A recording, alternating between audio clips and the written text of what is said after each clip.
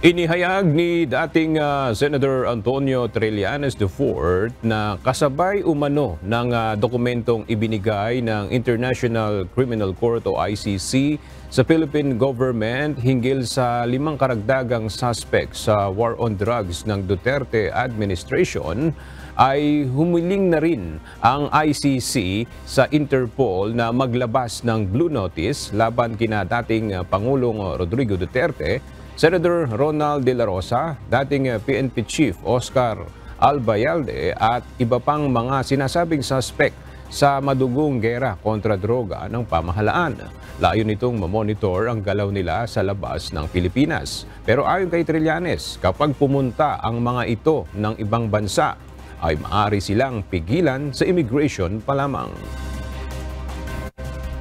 Maari silang i-hold sa mga iba't ibang immigration counters kung saan man silang bansa lalabas.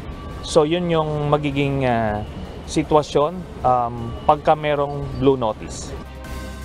Samantala, sa mensahe ni Solicitor General Menardo Guevara sa UNTV, sinabi nitong wala siyang impormasyon sa request para sa Interpol Blue Notice na sinasabi ni Trillanes.